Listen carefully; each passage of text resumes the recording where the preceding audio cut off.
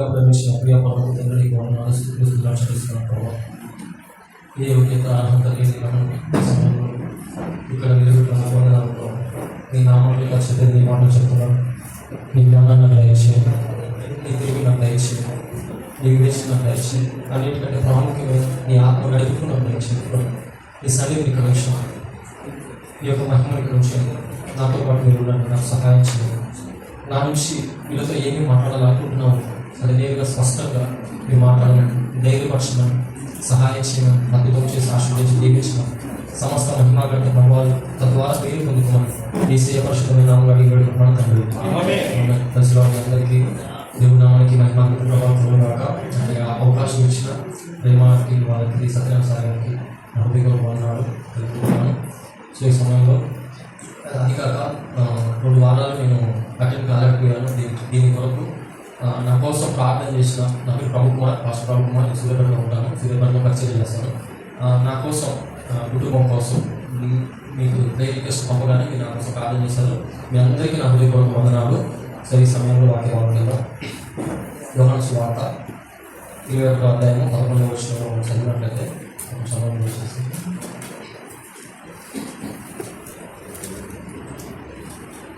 సిమోను పేతురు సోనేకి వల దరికి లాగాను. అది 183 గొప్ప చేపలతో నిండి ఉన్నది. 153 గొప్ప చేపలతో నిండి ఉన్నది అని చెప్పేసి వాక్య భాగంలో రాయబడి ఉంది. సో ఈ సందర్భం ఏంటంటే యేసుక్రీస్తు దేవుడు శరీరధారిగా ఈ లోకానికి వచ్చినప్పుడు మొదటిసారి పేతురు వీళ్ళంతా ప్రయాసపడతారు. ఫస్ట్ ప్రయాసపడ్డప్పుడు అప్పుడు వాళ్ళ వేయమంటారు.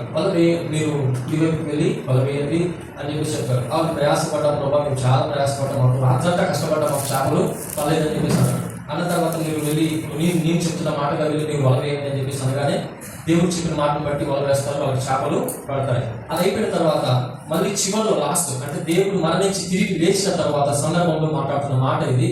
మళ్ళా వాళ్ళు ఏం చేస్తున్నారంటే అప్పటి వరకు దేవుని వెంబడించారు, అప్పటి వరకు శిలువ దగ్గర దాకా మరణించేంత వరకు కూడా దేవుణ్ణి వెంబడించారు, దేవుని కలిగి ఉన్నారు, దేవుని మాటలు విన్నారు, దేవునికి లోబడినట్టుగా ఉన్నారు. ఆయన ఏం చెప్తే అది చేసిన వాళ్ళుగా ఉన్నారు. ఆయన వెళ్ళిపోయిన తర్వాత మాత్రం మళ్ళా వాళ్ళ పని వాళ్ళు చేసుకోవడానికి సిద్ధమైపోయారు అనమాట. అంటే వాళ్ళకి దేవుడి మాట మీద, దేవుడి మీద కంటే ఎక్కువగా ఏముందంటే వాళ్ళ జీవనోపాధి మీదనే ఎక్కువగా ఆసక్తి కలిగి ఉన్న వారిగా వాళ్ళు ప్రవర్తిస్తున్నారు అనమాట.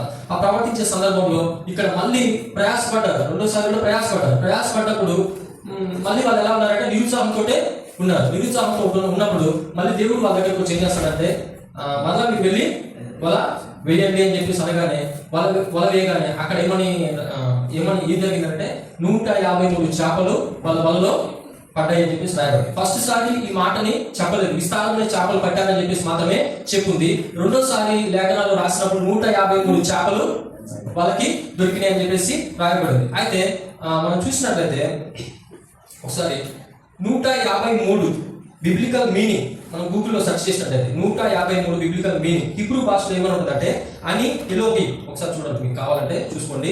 153 అనే సంఖ్యకి బిబ్లికల్ మీనింగ్ ఏంటంటే హిబ్రూ భాషలో అని ఎలోహి, ఐ ఆమ్ గాడ్ అనే పదము వచ్చింది అనమాట. ఈ 153 దేన్ని సూచిస్తుందంటే ఐ ఆమ్ గాడ్. చెప్పండి, ఐ ఆమ్ గాడ్. ఇప్పుడు వాళ్ళు వెతికింది దేనికోసం? వాళ్ళ ప్రయాసంలో దేనికోసం?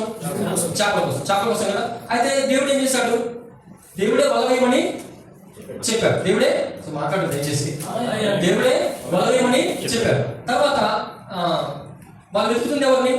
చేపలు. దేవుడు ఏం చెప్పాడు? వల వేయమని చెప్పాడు. వల వేయగానే అందులో వచ్చిన సంఖ్య ఏంటిది? 153. బిబ్లికల్ హిబ్రూ భాషలో ఐ యామ్ గాడ్, ఎలోహీమ్, హల్లెలూయా.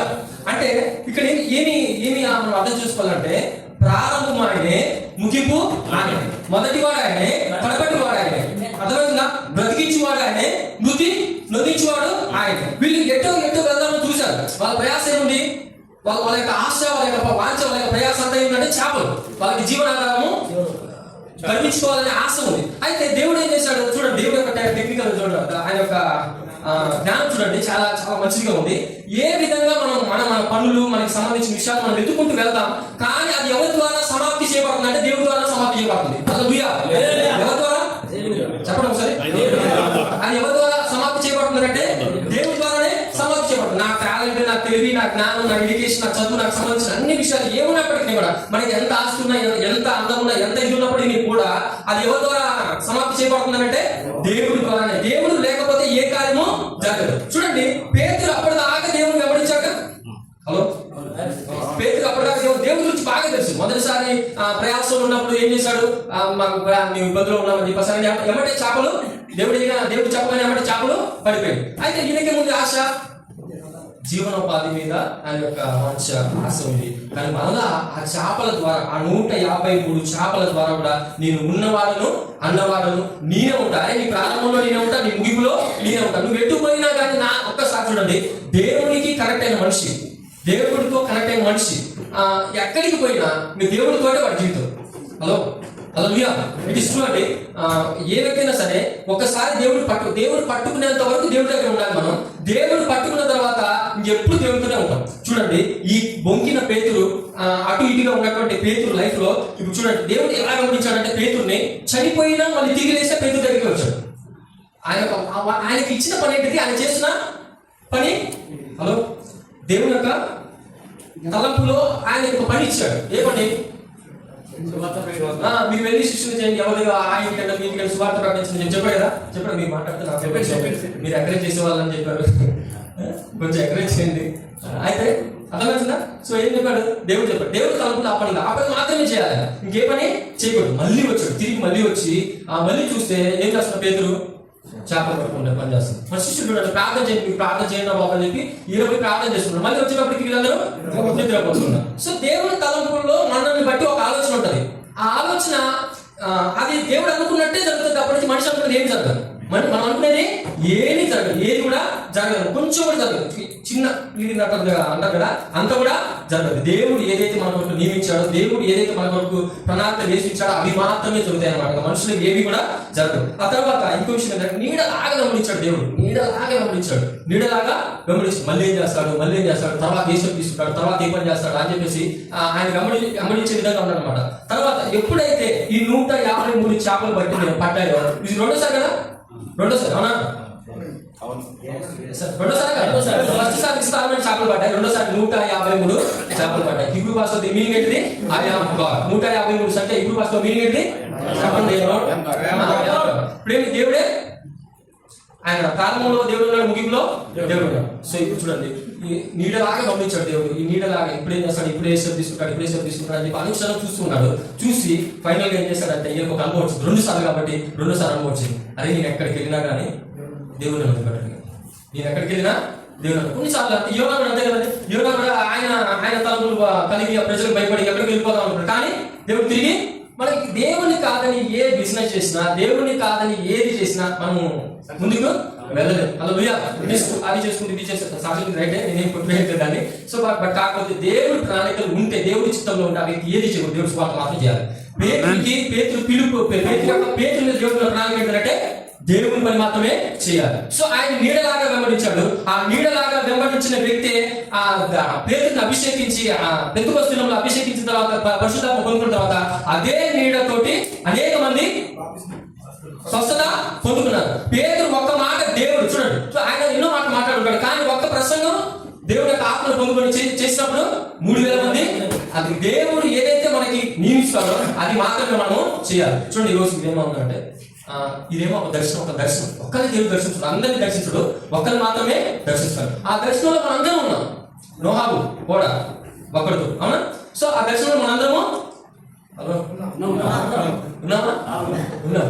అయితే సో ఇది కూడా ఒకటే దర్శనం, దేవుడి దర్శనం కూడా. మనం ఇక్కడ మనం ఎలాగో వచ్చి ఉండవచ్చు, కానీ ఒకటి మాత్రం నిజం చెప్తున్నా, పేతురుని ఎలాగైతే అనుక్షణం గమనిస్తున్నాడో, అనుక్షణం పట్టుకుని ఉన్నాడో, మనల్ని కూడా దేవుడు ఆయన్ని ఎలాగైతే పరిశోధించాడో, ఆయన అభిషేకించి గొప్పగా వాడుకున్నాడు.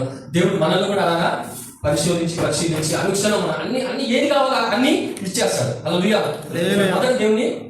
మొదటి నన్ను నా రాజ్యాన్ని వెతకండి, తర్వాత మీకు అన్ని మనకి ఏది కావాలో అవన్నీ దేవుడు మనకి అనుగ్రహిస్తాడు. కానీ మనం ఏం చేయాలంటే, దేవా నీ చిత్తం నా పట్ల నెరవేర్చు, నీ చిత్తం నా పట్ల ఎలా ఉందో అదే జరిగించు. నీ వాళ్ళలాగా ఉండదు, వీళ్ళలాగా ఉండదు, వాళ్ళని మాదిరిగా తీసుకొని వీళ్ళని మాదిరిగా తీసుకొని, కానీ నీ చిత్తము నా పట్ల చూడండి. మన ఫింగర్ ప్రింట్స్ కూడా ఒకలాగా ఉండవు. ఉంటాయా? ఉండవు. నువ్వు ఒకరిని కూడా ఒకరు ఉండవు. అంతే దేవుడి ప్రణాళిక కూడా అంతే అనమాట. సో ఎవరి పట్ల ఏది ఉందో నాకే తెలియదు. మనం ఇట్లా గతంగా గడిపినా ఏదైనా కానీ కాకపోతే ఇది ఒక రోజు నీకు జ్ఞాపకం ఉంటుంది. ఇది ఒక స్వీట్ మెమొరీ అనమాట మనకి. ఇది జ్ఞాపకం ఉంటుంది. ఏదో ఒక రోజు పలానా దగ్గరికి ఇప్పుడు నీకు చెడు మార్గంలో వెళ్తున్నా కానీ అయ్యో నేను ఇంత ట్రైనింగ్ పొందుకొని వచ్చి నేను చేస్తున్న పని ఏంటంటే దేవుడు నీకు ఒక అవగాహన పెట్టాడు. నువ్వు మళ్ళీ సువార్త ఇది అంతా ఏమి ఆయన దర్శనం ఏంటిది నాకైతే తెలియదు. బట్ కాకపోతే దేవుని యొక్క ప్రణాళిక దేవుని యొక్క దర్శనం ఏంటిది అంటే మనము అనేక మందిని దేవుని కొరకు సిద్ధపరచాలి. దేవుడు మనకి మహిమ గత ప్రభావం కలుగును కాక.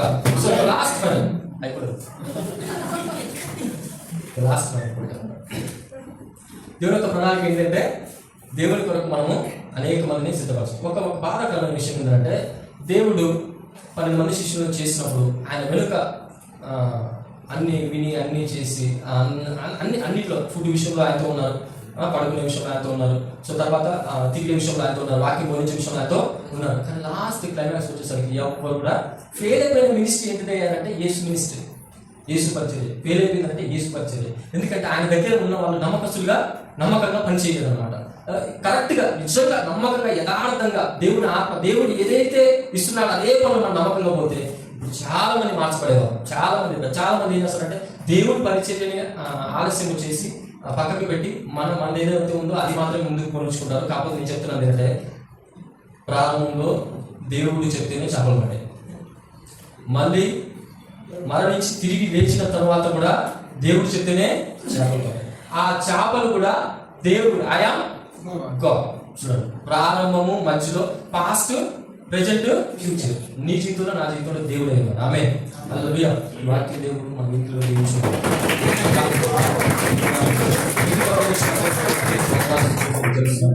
ఈ సమయంలో మనతో మాట్లాడే వలన ప్రతి ఒక్క విషయంలో ఫలింపు పొందే భాగ్యాన్ని దయచేయమని అద్భుతం చేసి ఆశ్రయించి దీవించమని సమస్తమైన తండ్రి.